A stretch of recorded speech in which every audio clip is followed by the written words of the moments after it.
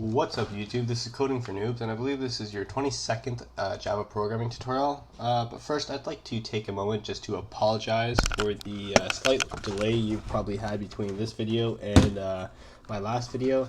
And for those of you that actually care, would like to know why it took so long for me to come out with this video, it's actually because my graphics card, it kind of broke, so I had to bring it in, and I actually got a replacement, and it was under warranty, and they ended up giving me a better graphics card and a new power supply. So I was kind of out of commission while that was getting installed, but I'm back up and running now, perfectly fine, and actually better than before. So real quick, just to recap what we did in our last tutorial. It wasn't really a tutorial, I just showed you a few of the string functions that we can do and how to actually compare a string, because later when we start using actual user inputs, to be able to compare strings like this and to figure out the same is actually very useful when making a console application or any kind of application for the matter. It's a very important part because we need to be able to see and determine what kind of input the user is giving us, and determine what the user actually gave us. Instead of going right to sorting, I'm actually going to do one more tutorial, and it's only because before we used the file handler and we learned a little bit about the BufferedReader. And real quick, I'm actually going to show you how to use the BufferedReader to read from the console window down here. So, sorry, my mouse is being a little bit weird. Okay, there we go. Real quick, I'm just going to delete everything right here, and we're going to have in import java.io. We're no longer using, .star. Yeah, we're no longer using the scanner, so we don't need the java.util. Well, it's not that we're no longer using it, but I'm just going to show you a different way of getting input. Some people prefer this way, some people prefer the other way. Personally, I actually prefer this way because it makes it a little bit easier to read lines from the console, like whole lines instead of single words. But just to get started, we're going to do buffered, I think that's how you spell it, reader, input equals new buffered reader, and then I'm just going to leave it like that for a second. Okay, cool. And then we have some parameters that we have to fill out that you can actually see in here, and pretty much our reader. And so we need to do new input stream reader, I believe, and then system.in for those parameters. And I believe that's all I need. Yep. Okay, so pretty much what we've done here is we've created a new buffered reader. So we've used that before, you know, we can read lines and whatnot. And we've created it around an input stream reader. So instead of from a file input stream kind of thing that we did before, we're actually going to do an input stream reader. And what that's going to do, it's going to read the input from this parameter here, which actually gets the console info, so anything written into the console. And real quick, we're just going to do string str equals new string, and we're going to make it empty.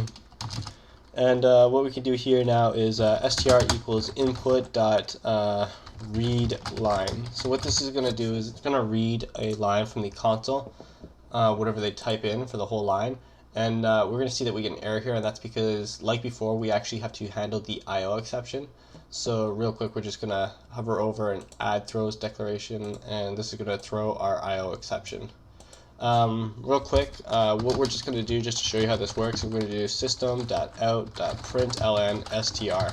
So all it's going to do is spit out what we wrote to them. So we're just going to do real quick, run the driver, and we're going to say hey, what's up YouTube, and it says hey, what's up YouTube back to us in black.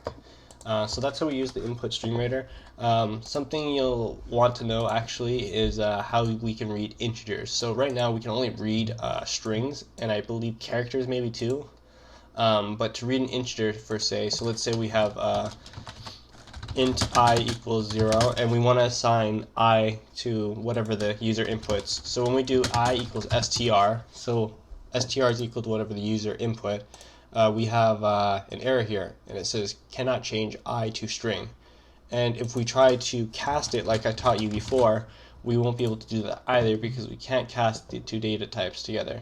So the way around this is integer dot parse int, and then the parameter will be our input string.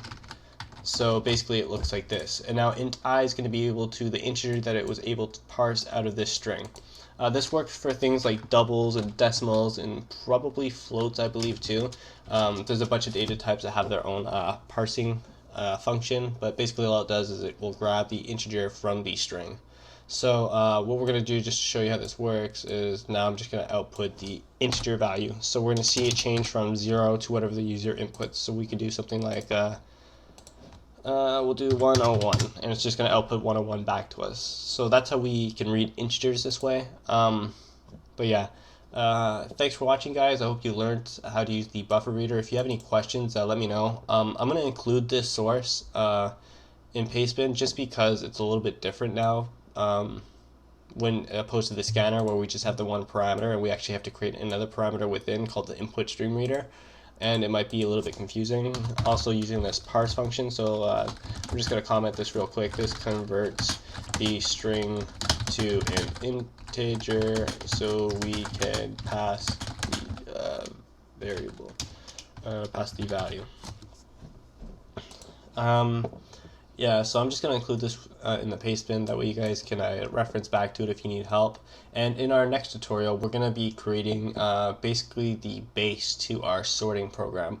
And within our sorting program, we're going to have a bunch of different algorithms that we're going to use, and we're going to compare them just to see which ones are faster and whatnot, and which ones are more efficient. And we're actually going to be reading from our text file. I believe it's in file handler. Yeah, our random.txt, and we're actually going to read this these numbers into an array, and we're going to take these numbers and we're going to sort them like I said, and then we're going to output them to a new file, and we're going to call it sorted.txt. And at the bottom of that file, we're also, actually no, we'll just do it in the console. We'll have the statistics placed here, so how many swaps and stuff there were, and you'll understand what that is a little bit later. We're going to start with the basics and work our way up from there. Thanks for watching. If you have any questions, please let me know. Subscribe, rate, and comment, you know, same old, same old. Oh, one last thing. If you guys are wondering why my computer looks completely different right now, it's because I switched away from Ubuntu, and I'm actually running Arch Linux now, and I like it a lot more personally. For those of you who are running Unix operating systems, I find Arch Linux to be a lot smoother. It was a lot easier to, well, it's a lot harder to install because you have to install it manually by copying your files over and whatnot. But once you get that all done, it's actually a lot better, I find, than Ubuntu. Ubuntu seems to be pretty buggy, actually, compared to Arch Linux. And yeah, if you have any more questions about that too, feel free to comment or send me a nice message or something. But yeah, running a little bit late now, sorry. And yeah, just if you have any questions, let me know. Source will be in a Pastebin link, and our next tutorial, we're going to start our base, like the base or the core of our program for our sorting application. Alright, thanks guys for watching. Have a nice night.